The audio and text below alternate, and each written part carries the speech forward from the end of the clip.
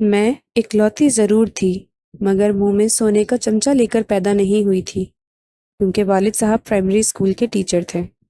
صاف ظاہر ہے کہ پرائمری اسکول کی ٹیچر کی آمدنی کیا ہوتی ہے۔ ان کی تنخواہ میں دال روٹی بمشکل پوری ہوتی تھی، تو مجھے وہ کیسے عیش دیتے؟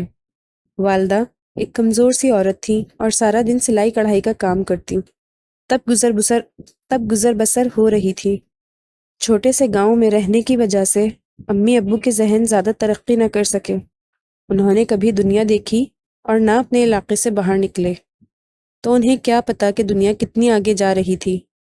میرے ساتھ اچھے گھرانوں کی لڑکیاں تھیں، ان کے گھر اور رہن سہن دیکھ کر میرا بھی جی چاہتا کہ ان کی طرح زندگی بسر کروں، خوب پڑھوں لکھوں اور ویسی نظر آؤں۔ ایک بات سمجھ میں آتی تھی کہ اگر میں زیادہ پڑھ لکھ گئی تو ترقی کر سکوں گی اور میری شادی بھی کسی اچھے پڑھے لکھے گھرانے میں ہو جائے گی۔ تبھی رات دن محنت کرتی، کتابوں سے دل لگا کر رکھتی۔ ارادہ تھا کہ ایف ایس سی میں اچھے نمبر لے کر میڈیکل میں داخلہ لے لوں گی اور ڈاکٹر بن جاؤں گی، تاکہ تقدیر بدل جائے۔ ہمارے گاؤں میں اسکول میٹرک تک تھا، اس کے بعد لڑکیوں کو کالج کی تعلیم کے لیے لڑکوں کے کالج میں داخلہ لینا پڑتا تھا۔ جب میں نے میٹرک پاس کیا تو والد صاحب سے آگے پڑھنے کی اجازت طلب کی۔ انہوں نے صاف انکار کر دیا اور کہا، کیا تم اب لڑکوں کے ساتھ پڑھو گی؟ یہ مجھے ہرگز منظور نہیں۔ آرام سے گھر بیٹھو۔ ماں ایسے مواقع پر ہمیشہ ڈھال کا کام کرتی ہے، اور بیٹیاں اپنے مسائل کے حل کے لیے ماؤں کا سہارا لیتی ہیں، لیکن میری امی کچھ اور طرح کی تھیں۔ جب میں نے اس سلسلے میں ان سے مدد طلب کی تو وہ بولی، آگے پڑھ لکھ کر کیا کرے گی؟ خواہ مخواہ کے خرچے ہوں گے، اچھا ہے کہ گھرداری سیکھ لے۔ تیری شادی کرنی ہے، وہاں سسرال میں کھانا بنانا اور سینہ پرونا ہی کام آئے گا، کتابیں نہیں۔ باشعور ہوتے ہی کچھ لڑکیاں شادی کے خواب دیکھتی ہیں اور کچھ اعلیٰ تعلیم پانے، کچھ بن کر دکھانے کے دھیان میں رہتی ہیں۔ میں دوسری قسم کی لڑکیوں میں سے تھی۔ بدقسمتی سے ماں اور باپ کی سوچوں کے آگے کچھ نہ کر سکی اور سارے خواب چکنا چور ہو کر رہ گئے۔ ہم جماعت لڑکیوں نے کالج میں داخلہ لے لیا اور مجھے گھر آ کر بتایا کہ کالج کی زندگی بڑی سہانی ہوتی ہے، تم داخلہ لے لو۔ ایک نے تو داخلہ فارم بھی لا کر دیا، جو امی نے اس کے ہاتھ سے لے کر پھاڑ دیا اور کہا کہ آئندہ ملنے آؤ تو کالج کی باتیں نہ کرنا۔ خانہ جب چلی گئی میں بہت روئی۔ امی جان کا اپنا مزاج تھا، بھلا ان کو کیسے سمجھا سکتی تھی کہ ماں، آگے پڑھنا، آگے بڑھنا، کچھ بننا میری زندگی کی سب سے بڑی خواہش ہے۔ شادی تو ہر لڑکی کی ہو جاتی ہے، گھر بھی بس جاتے ہیں، لیکن پڑھائی کی ایک عمر ہوتی ہے، اگر یہ عمر نکل جائے تو پھر کچھ ہاتھ نہیں آتا۔ لیکن ماں بس ایک بات جانتی تھی کہ شادی جلدی ہونی چاہیے، کیونکہ شادی کی بھی ایک عمر ہوتی ہے، اگر وہ نکل جائے تو پھر کچھ ہاتھ نہیں آتا۔ رفتہ رفتہ میرے آنسو خشک ہو گئے۔ میں نے کالج کو خواب سمجھ کر بھلا دیا اور ماں کے ساتھ گھریلو کام کاج میں لگ گئی۔ جو وقت بچتا سلائی کڑھائی کا کام کرتی۔ یہ معمول تھا کہ علاقے کے اچھے گھرانوں سے عورتیں امی کے پاس کام بنوانے آتی تھیں۔ وہ اپنے کپڑے جوڑے اور دھاگے موتی ستارے دے جاتی تھیں اور ڈیزائن بھی سمجھا جاتی تھیں۔ میں نے امی سے کام سیکھا، لیکن میرے ہاتھ میں ان سے زیادہ نفاست اور صفائی تھی۔ عورتیں میرا کام دیکھ کر دنگ رہ جاتی۔ وہ میرے سلیقے اور صورت کی تعریف کیے بغیر نہ رہ سکتی تھیں۔ امی سے باتوں باتوں میں کہتی، آپ کی لڑکی بڑی اچھی ہے، جس گھر میں جائے گی اجالا کر دے گی۔ ہاں بہن، دعا کرو خدا اس کی قسمت اچھی کرے، اچھا گھر اور اچھا شوہر دے۔ ابھی تو کوئی رشتہ ملا نہیں، بس یہی فکر دن رات کھائی جا رہی ہے۔ امی ابو میرے لیے رشتے تلاش کر رہے تھے اور ساتھ مختلف اشیاء خریدنے میں لگے تھے۔ غریبوں کے ہاں تو اسی طرح جہیز جوڑا جاتا ہے۔ جب بھی بیٹی جنم لیتی ہے وہ اس کے لیے جہیز کی اشیاء ایک ایک کر کے ذخیرہ کرنے لگتے ہیں۔ امی نے بھی ایسا ہی کیا تھا۔ ایک دن کا ذکر ہے، دوپہر کے کھانے سے فارغ ہو کر میں ایک دوپٹے پر موتی ٹاکنے کا کام کر رہی تھی کہ فون بجنے لگا۔ امی نے اٹھ کر فون اٹینڈ کیا۔ باتوں سے اندازہ ہوا کہ میری ماں بہت خوش ہو رہی ہے۔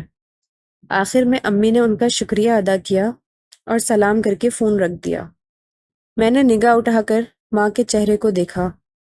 وہ بہت مسرور لگیں، سر پر ہاتھ پھیرا اور کہنے لگیں، شکر ہے میری چاند سی بیٹی کے لیے اتنا اچھا رشتہ ملا ہے۔ اسی وقت ابو آ گئے۔ خوشی سے ماں نے پہلے یہی بات بتائی، سنو، ساجدہ کے ابو زکیہ بیگم جو مجھ سے کڑھائی کروانے آتی تھی نا، انہوں نے ہماری بیٹی کے لیے رشتہ پسند کر لیا ہے۔ لڑکا محکمہ تعلیم میں ہے اور 16ویں گریڈ کا افسر ہے، اور اس کی عمر 24 سال ہے۔ وہ ہفتے کے دن بات پکی کرنے آ رہے ہیں۔ امی کے منہ سے یہ باتیں سن کر میرا چہرہ شرم سے سرخ ہو گیا۔ میں اٹھ کر وہاں سے دوسرے کمرے میں چلی گئی۔ ابو بھی بہت خوش تھے۔ وہ بے اختیار میرے کمرے میں آئے اور دعا دی۔ 2 دن بعد زکیہ بیگم مٹھائی کا ٹکڑا لے کر آ گئیں اور بات پکی ہو گئی۔ امی نے مٹھائی رشتہ داروں میں بانٹ دی۔ سب مبارکباد دینے آنے لگے۔ میری سہیلیاں بھی آئیں۔ ہر ایک کی زبان پر ایک ہی بات تھی کہ ایسا اچھا لڑکا قسمت والوں کو ملتا ہے۔ تم بڑی خوش نصیب ہو کہ آفیسر ملا ہے۔ جس دن لڑکے والوں نے رسم کے لیے آنا تھا، ماموں، چاچا اور دیگر بھی ہمارے گھر آ گئے تاکہ ان کی بھی تسلی ہو جائے۔ سب نے لڑکے کا نام پوچھا۔ ابو نے تنویر بتایا۔ دوپہر کو تنویر کے گھر والے آ گئے تھے۔ امی نے کہا، کھانا تم اچھا بناتی ہو، لہٰذا کھانا تم ہی تیار کرو گی۔ میں نے مٹن قیمہ، چکن روسٹ، بریانی اور کھیر بنائی۔ ابھی میں کچن میں ہی تھی کہ سائقہ نے بتایا کہ مہمان آ گئے ہیں۔ امی انہیں مہمان خانے میں لے آئیں۔ ماموزاد سائقہ جو میری مدد کے لیے آئی ہوئی تھی مجھے چھڑنے لگی، لو بھائی، یہ تو پوری فوج آ گئی ہے تمہارے سسرال سے، تمہارے ساس، سسر، جیٹھ، جٹھانی، دیور، دیورانی اور بچوں کے ساتھ، اور تمہارے ہونے والے وہ بھی خوب بن ٹھن کر آئے ہیں۔ اب جناب ان لذیذ کھانوں کے علاوہ اپنی حسن کی جھلک بھی انہیں دکھانی ہوگی، لہٰذا جلدی سے منہ ہاتھ دھو کر تیار ہو جاؤ۔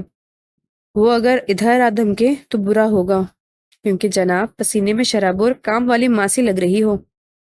میں نے غصہ دبا کر کہا، سائقہ کی بچی، چل یہاں سے، زیادہ زبان نہ چلا اور کھانا وہاں تک لے جانے میں میری مدد کر۔ ہاں بھائی ٹھیک ہے، مگر تم اپنا حلیہ تو درست کر لو۔ تبھی میں نے جلدی سے ہاتھ منہ دھویا، بال ٹھیک کیے اور پھر آہستہ آہستہ چلتی ہوئی وہاں پہنچی۔ دل زور زور سے دھڑک رہا تھا اور انجانے خدشات گھیرے ہوئے تھے کہ کہیں یہ لوگ مجھے پسند نہ کر لیں۔ کھانے کی ٹرے دھیرے سے میز پر رکھ کر پہلے ایک عمر رسیدہ عورت کی طرف دیکھا جو شاید میری ہونے والی ساس تھی۔ اس نے بڑی محبت سے مجھے پاس بلایا اور سینے سے لگا کر میرا ہاتھ چومتے ہوئے کہا، ارے میری بیٹی تو چاند سے بھی زیادہ خوبصورت ہے، کیوں بھائی تنویر، ہمیں یہ رشتہ قبول ہے۔ 3 پیس سوٹ میں ملبوس تنویر، جس کا چہرہ شرم سے سرخ ہو گیا تھا، مجھے بہت اچھا لگا۔ میں جلدی سے کچن میں آ گئی۔ کھانا کھانے کے بعد باتیں شروع ہوئیں۔ شام کی چائے سے پہلے انہوں نے منگنی کی رسم ادا کی اور پھر چائے پی کر چلے گئے۔ 3 ماہ کے بعد شادی کی تاریخ رکھ دی گئی تھی اور شادی کی تیاریاں زور و شور سے شروع ہو گئی۔ ہمارا گھر رشتہ داروں سے بھر گیا۔ میں اکلوتی تھی۔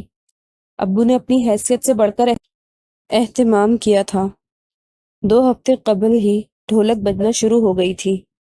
مجھے اتنی محبت مل رہی تھی کہ میں نے کبھی اس کے بارے میں سوچا نہ تھا۔ سہیلیاں روز صبح آ جاتیں، اپٹن ملا جاتا، گیت گائے جاتے۔ مجھے مائیوں بٹھا دیا گیا تھا، سو اب میں قیدی ہو کر رہ گئی تھی۔ تائی، پھپھی، خالہ، ممانی سب آ کر وقتاً فوقتاً گھرداری کے رموز سمجھاتی کہ بیٹی اپنی شوہر کا کہنا ماننا اور خاوند کو اتنی محبت اور عزت دینا کہ وہ تیرا ہو کر رہ جائے اور تیری ہر بات مانے۔ وقت رخصت امی نے مگر عجیب باتیں کہیں، مثلاً، بیٹی پہلے دن سے اپنے شوہر پر رعب رکھنا اور کہنا کہ مجھے الگ گھر میں رکھو، اسے سرکاری گھر مل سکتا ہے تو مشترکہ فیملی رہنے کی بجائے تم دونوں میاں بیوی کو علیحدہ رہنے میں ہی سکون ملے گا، اور خبردار جو ساس نندوں سے گھلی ملی، ورنہ ساری زندگی ان کی لاتیں کھاتی رہو گی۔ تمہارا شوہر 22,000 تنخواہ لیتا ہے، اسے کہنا کہ 4,000 ماں کو دے کر باقی 18,000 تم کو دے۔ میں نے ماں کی ان نصیحتوں کو وقت رخصتی ذہن نشین کر لیا۔ ماں نے بار بار ہدایت کی تھی کہ میری نصیحت مت بھولنا۔ یہ سوچے بغیر کہ ان کی حرکتوں سے میرا گھر ٹوٹ بھی سکتا تھا۔ سسرال والے تعلیم یافتہ، مہذب اور صاحب حیثیت لوگ تھے۔ ہم ان کے مقابلے میں کچھ بھی نہ تھے۔ خاندان والے اشش کر اٹھتے۔ وہ نہایت اعلیٰ قسم کی برانڈ اور زیورات لائے تھے۔ عروسی جوڑے میں بے حد جچ رہی تھی۔ ابو نے کافی رقم ادھار لی تھی۔ لڑکے والوں کی حیثیت کے مطابق دھوم دھام سے شادی کی۔ صورت اور سیرت دونوں ہی خوب تھیں، تبھی وہ بھی میرا بہت خیال کر رہے تھے۔ میرا پرتپاک استقبال کیا گیا۔ قدموں میں پھول ہی پھول تھے۔ تھال بھر بھر کر پھولوں کی پتیاں نچاور کر رہے تھے۔ اس دن کو میں خوش قسمت سمجھ رہی تھی۔ کسی کو ایسا احترام نہ ملا ہوگا جتنا مجھے اس گھر میں مل رہا تھا۔ لگتا تھا میں ملکہ ہوں اور میرے سامنے باقی سب رعایا ہیں۔ سہاگ رات کو میں نے محسوس کر لیا کہ میرا شوہر اپنے والدین کے ساتھ بہت محبت کرتا ہے، کیونکہ گھونگھٹ اٹھاتے ہی جو بات کہی وہ یہ تھی، ساجدہ دیکھو، تم میری حقیقی محبت اس وقت پا سکو گی جب تم میرے والدین سے محبت کرو گی، ان کا احترام کرو گی۔ ایسا نہ ہوا تو تم میرا دل کبھی نہیں جیت پاؤ گی۔ 2-3 ماہ تک تو میں چپ رہی۔ امی کا بار بار فون آتا تھا، یہی وقت ہے، اگر کچھ کر سکتی ہو تو کر لو۔ وقت گزرنے کے ساتھ ساتھ جب شوہر کا دل تم سے بھر جائے گا پھر کچھ نہ کر سکو گی۔ پہلے سوچا کہ امی جان کو سمجھاؤں کہ ماں جانے تم کن وقتوں کی باتیں کرتی ہو، اب وہ زمانہ نہیں رہا۔ ساس ماں جیسی ملی ہے اور دیور بھائی جیسا ہے، دیورانی اور نندے بھی سب محبت کرنے والی ہیں، تو پھر بھلا میں کیوں 1.5 اینٹ کی مسجد الگ بناؤں اور سب سے الگ ہو کر رہوں؟ تو کیا میں تنہا رہ کر اچھی لگوں گی؟ میں ماں سے دبے دبے لفظوں میں کہتی تھی کہ اماں فکر نہ کرو، یہاں سب ٹھیک چل رہا ہے، لیکن وہ روز فون کر کے ایسی باتیں کہا کرتی تھیں تاکہ میرا ذہن خراب ہو۔ جب سب اچھا برتاؤ کرتے ہیں تو پھر میں کیوں ان سے بگاڑ لوں؟ ساس سویرے اٹھتے ہی پہلے میرا ماتھا چومتی، پھر کوئی دوسرا کام کرتی، اور نندے غلام بن کر سامنے آتی۔ پانی کا گلاس بھی مجھے اٹھ کر پینے نہ دیتی۔ سارے کام اپنے ہاتھ سے کرتی۔ جیٹھ جٹھانی دیور دیورانی ہر کوئی خندہ پیشانی سے ملتا۔ ان کے بچے چچی جان تائی جان کہتے نہ تھکتے، خوب پیار دیتے۔ میں سارا دن کمرے میں پلنگ پر لیٹی رہتی، گھر کے کاموں کو وہ ہاتھ بھی نہ لگانے دیتے۔ ایسی محبت تو کسی خوشبخت کو ہی سسرال میں نصیب ہوتی ہے۔ سسرال میں اتنی اچھی نبھ رہی ہو تو کیا کسی لڑکی کا دماغ خراب ہے کہ وہ ان سے الجھے جو اس سے محبت کر رہے ہوں؟ لیکن یہ بات میری امی کی سمجھ میں نہ آتی تھی۔ وہ بس یہی رٹ لگائے رکھتی کہ کب ان لوگوں سے الگ ہو رہی ہو، ایسا نہ ہو کہ کل یہ تم پر حاوی ہو جائیں، پھر تو میاں تم کو پیر کی جوتی سمجھ لے گا۔ پانی کا قطرہ اگر مسلسل پتھر پر گرتا رہے تو پتھر میں بھی سوراخ ہو جاتا ہے۔ ماں کی مسلسل ایسی باتوں نے بالآخر میرا دل برا کر دیا۔ تبھی میں نے میاں سے بات کرنے کی ٹھان لی، اور وہ تھکے ہارے گھر آئے تو میں نے موڈ خراب کر لیا۔ وہ مجھ سے حسب معمول ہنس ہنس کر باتیں کر رہے تھے اور میری تیوری پر بل پڑے تھے۔ کسی بات کا جواب نہ دیا تو تنویر کا ماتھا ٹھنکا۔ ضرور کوئی بات ہے، ورنہ پہلے تو ایسا کبھی نہ ہوا تھا۔ انہوں نے بہت پیار سے پوچھا، کیا بات ہے، کسی نے کچھ کہا ہے؟ میں چپ رہی۔ جب بار بار یہی پوچھا تو میں پھٹ پڑی اور کہا، ایک بات ہو تو بتاؤں، صبر کی انتہا ہوتی ہے، آخر کتنے دن چپ رہوں؟ اب اس گھر میں ان لوگوں کے ساتھ ہرگز نہ رہوں گی۔ میرا چین، سکون، آرام حرام ہے، جس کا جب جی چاہے میرے کمرے میں گھسا چلا آتا ہے۔ آپ کے رشتہ داروں نے تو میرا جینا حرام کر کے رکھ دیا ہے۔ اگر آپ نے گھر الگ نہ کیا تو میں کچھ کھا کر مر جاؤں گی۔ تنویر کھانے تک خاموش رہے۔ جب ہم اپنے کمرے میں پہنچے تو میرا ہاتھ چوم کر کہا، آج تو خیر ہے میری جان، تم کچھ ناراض سی لگ رہی ہو۔ تب میں نے غصے میں ہاتھ جھٹکتے ہوئے کہا، تمہارے گھر والوں کو ایک نوکرانی کی ضرورت تھی سو مل گئی، حالانکہ گھر کا کام میں نہ کرتی تھی، مگر پھر جو میں شروع ہوئی تو رات گئے تک اول فول بکتی رہی اور اس نے اف تک نہ کہی۔ اب روز میرا ایک ہی وتیرہ تھا، جب گھر آتے، کمرے میں داخل ہوتے، میں منہ پھیر لیتی، وہ بات کرتے تو لڑنا شروع کر دیتی کہ میں نے تمہارے اس مشترکہ فیملی سسٹم میں نہیں رہنا، ہم الگ گھر میں رہیں گے اور نئی زندگی کا آغاز کریں گے۔ وہ ہر دفعہ مجھے پیار سے سمجھاتے اور کہتے، نہیں میری جان، ایسا ناممکن ہے، میں تمہاری ہر ضرورت پوری کر رہا ہوں، تم کو یہاں کوئی تکلیف نہیں ہے، اور سب سے بڑھ کر میں اپنے ماں باپ کے سوا جی نہیں سکتا۔ اچھا، اگر یہ بات ہے تو پھر میرے بغیر جی لو، اور صبح تم مجھے میرے گھر چھوڑ دینا۔ یہ سن کر وہ حیرت کی تصویر بن گئے۔ ان کو مجھ سے ایسی توقع نہ تھی، کیونکہ انہوں نے مجھے کبھی کوئی تکلیف نہ دی تھی، بلکہ ہر طرح سے میرا خیال رکھا تھا۔ صبح ہوئی تو میں نے تیاری باندھ لی، کیونکہ امی کے مسلسل فون آ رہے تھے کہ تم نے شوہر سے اپنی بات منوا لی کہ نہیں۔ بے وقوف کہیں کی، یہ 4 دن کی چاندنی ہے، تمہارا چاؤ، پھر یہ لوگ تمہیں کولو کا بیل بنا دیں گے، تب تم کچھ نہ کر پاؤ گی۔ نئی نویلی دلہن ہو کر اگر اپنی کوئی بات نہیں منوا سکتی، بات کی سوچو کہ ساری تنخواہ ماں کو دے کر تمہارے ہاتھ میں 1000 2000 رکھیں گے، اس سے تمہاری کیا ہی خواہشیں پوری ہوں گی۔ غرض میری ماں نے اتنا سر کھایا کہ میرا دماغ خراب کر کے رکھ دیا۔ میں نے ایسی بڑی بڑی باتیں کہنی شروع کر دیں جو قبل از دیوانے کا خواب لگتی، مثلاً علیحدہ گھر اپنے لیے نہیں، اپنے بچوں کے بہتر مستقبل کے لیے چاہیے۔ آپ کے بھائیوں کے بچے ان سے لڑیں گے، روز بچوں کی خاطر تو میں ہوگی، ہمارا تو جینا دوبھر ہو جائے گا۔ حالانکہ ابھی بچے ہوئے بھی نہیں تھے، جب بچے ہوتے تو ایسے باتیں کرنے کی تک بنتی، مگر میں ایسی ہی اوٹ پٹانگ جواب نکال رہی تھی، کیونکہ جو بات نہ بن رہی تھی۔ میاں نے کافی سمجھایا، اکیلے گھر میں کیوں کر رہو گی، میں ڈیوٹی پر چلا جاؤں گا، شام کو لوٹوں گا، تم تنہائی سے گھبرا جاؤ گی۔ دیکھو یہاں سب تمہارا کتنا خیال رکھتے ہیں، تمہیں کسی چیز کی کمی نہیں ہے، وہاں بات بات پر تم کو پریشانی ہوگی، پھر میرے لوگ تمہیں یاد آئیں گے۔ یہ سب تم سے پیار کرتے ہیں، اتنے برے نہیں ہیں، خواہ خواہ کے فہم مت کرو۔ اگر جیب خرچ چاہیے تو بتاؤ، جتنا مانگوں گی اس سے زیادہ دوں گا۔ لیکن میری ایک ہی نہیں اس لیے تھی کہ ماں جو دن رات کان کھا رہی تھی، الگ رہو، الگ ہو جاؤ، ساتھ رہو گی تو عمر بھر پھر ان سے الگ نہ ہو سکو گی، تمہارے میاں کی کمائی یہی لوگ کھاتے رہیں گے، تیرے پلے کیا بچے گا۔ اف، میں جب تنگ آ گئی اور میاں کسی طور نہ مانے تو میں نے رونا شروع کر دیا۔ میں تمام رات روتی اور ان کو سونے نہ دیتی۔ انہوں نے صبح آفس جانا ہوتا، جب رات کو سو نہ پاتے تو صبح ان کے لیے تیار ہو کر آفس جانا مشکل ہونے لگا۔ جب انہیں یقین ہو گیا کہ اب اس عورت کو سنبھالنا مشکل ہے، یہ ضد پر اڑ چکی ہے، ایک دن کسی کو بتائے بغیر مجھے ساتھ لیا اور میکے چھوڑ کر چلے گئے۔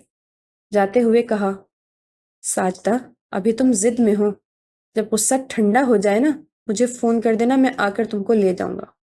انہوں نے ہمارے بیچ ہونے والے جھگڑے کا ذکر اپنے گھر والوں تک سے نہ کیا کہ کہیں ان کا دل برا ہو جائے، مگر ماں نے میرا گرم جوشی سے سواگت کیا اور تسلی دی کہ اچھا کیا تم نے ہمت سے کام لیا، اب ان کو پتہ چلے گا، دیکھنا تیرے بغیر نہ رہ سکیں گے، ایک دن کمرہ کاٹنے کو دوڑے گا اور ابھی کے ابھی آ کر لے جائیں گے۔ ایسا کہتے کہتے 1 ماہ گزر گیا، پھر دوسرا مہینہ گزر گیا، تنویر نہ آئے۔ میں نے ان سے فون پر بات کرنی چاہی تو امی نے روکا کہ ابھی نہیں، انہی کو رابطہ کرنے دو، ورنہ تمہاری قدر کم ہو جائے گی۔ تیسری ماہ میری ساس آئیں، پھر جٹھانی اور جیٹ آئے، دیور اور دیورانی بھی مجھے منانے آئے، لیکن ہماری عقل مند ماں نے ہر ایک کو خالی ہاتھ واپس بھیج دیا اور اپنی شرط پر اڑ گئیں۔ حد یہ کہ مجھے فون پر بات تک کرنے سے روک کے رکھا۔ بار بار تنویر فون کرتے تو امی تلخ لہجے میں خود بات کر کے فون رکھ دیتی تھی۔ آخر تنویر اپنے والد کے ساتھ آئے۔ امی نے ان کو بھی ٹکا سا جواب دیا کہ الگ گھر لے کر نہیں دے سکتے تو ساجدہ نہیں جائے گی۔ اس طرح بے عزتی پر آخر کار مسئلہ گھمبیر ہو گیا۔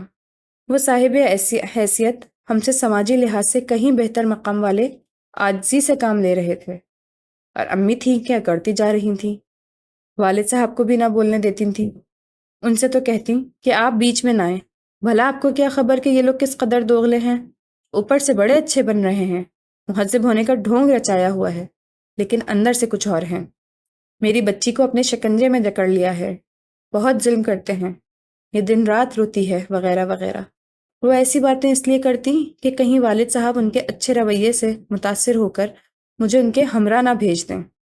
دراصل امی چاہتی تھیں کہ تنویر آفیسر ہیں، ساری تنخواہ میری بیٹی کی جھولی میں آئے اور وہ ماں باپ کو کچھ نہ دیں۔ حالانکہ یہ سراسر زیادتی تھی۔ جنہوں نے پڑھایا لکھایا پرورش کی، ان والدین کا اولاد پر حق ہوتا ہے۔ اس سر جنگ میں 1 سال گزر گیا۔ میرا مسئلہ اتنا بڑھا کہ مجھے اپنا مستقبل تاریک نظر آنے لگا۔ اب میں حقیقت میں پریشان رہنے لگی۔ اپنا گھر اپنا ہوتا ہے، لاکھ میکے میں آرام سہی، لیکن ایک شادی شدہ عورت کے لیے شوہر کے گھر کے سوا کہیں سکون نہیں ہوتا، بشرطے کہ سسرالی اور شوہر اچھے ہوں، پیار کرنے والے ہوں۔ مجھے تو انہوں نے پیار بھی حد سے زیادہ دیا تھا۔ جب وہاں سے رابطہ بالکل ختم ہو گیا اور وہ لوگ خاموش ہو کر بیٹھ گئے، تب میرے دل میں ہول اٹھے۔ عجیب کیفیت ہو گئی، کیا کروں کیا نہ کروں۔ تنویر یاد آتے، ان کے بغیر جی اداس رہتا، ان کی بے حد کمی محسوس ہوتی۔ میں دل گرفتہ اور اداس رہنے لگی۔ غلطی کا شدت سے احساس ہوا۔ میں نہیں چاہتی تھی کہ ہمارے درمیان کوئی بڑی دیوار حائل ہو۔ میں شروع دن سے بگاڑ نہیں چاہتی تھی۔ یہ سب ڈرامہ امی کے کہنے پر کر رہی تھی۔ حالانکہ مشترکہ فیملی سسٹم میں مجھے کوئی تنگی نہ تھی بلکہ آرام ہی تھا۔ جب ماں نے یہ دیکھا کہ یہ ہماری شرط نہیں مانتے تو انہوں نے سوچا کہ ہم طلاق کا مطالبہ کر دیں گے۔ میرے صبر کا پیمانہ لبریز ہو گیا۔ میں نے اپنا مختصر سامان اٹھایا اور بغیر والدین کو بتائے سسرال آ گئی۔ جب ان لوگوں نے مجھے دروازے پر دیکھا تو حیران رہ گئے۔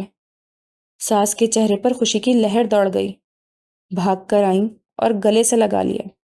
سب نے میرا خندہ پیشانی سے سواگت کیا اور پچھلی ایک بات نہ دہرائی کہ میں شرمندہ ہو جاتی۔ میاں کو اطلاع کی، وہ بھی فوراً گھر کی طرف آ گئے اور خوش ہو کر ملے۔ تب وہ مشترکہ فیملی سسٹم جس کو میری ماں جہنم سے تشبیہ دیتی تھی مجھے جنت لگا۔ آج میرے 3 بیٹے اور 1 بیٹی ہیں۔ امی کافی عرصہ روٹھی رہیں۔ میں فون کرتی تو بات کیے بغیر رکھ دیتی تھی۔ دکھ تو ہوتا تھا مگر ماں کو ٹھکرا کر میں نے اپنا گھر آباد کیا تھا۔ ایک دن پتہ چلا وہ بیمار ہیں اور ان کی دیکھ بھال کرنے والا کوئی نہیں۔ میں چلی گئی، جا کر ان کے گلے لگ گئی اور پاؤں پکڑ کر معافی مانگی۔ ماں آخر ماں ہوتی ہے، دل سے لگا لیا اور مان گئی۔ پھر میں نے اور میرے خاوند نے ان کی بہت خدمت کی۔ بیماری میں میری ساس بھی ان کے پاس رہتی۔ سب نے ان کا بہت خیال کیا۔ تب ان کو احساس ہوا کہ سب سسرال والے برے نہیں ہوتے۔ ضروری نہیں کہ ہر ساس روایتی ساس ہو۔ آج میری ماں میرے فیصلے پر بہت خوش ہے اور میری سب کے ساتھ اچھی گزر رہی ہے۔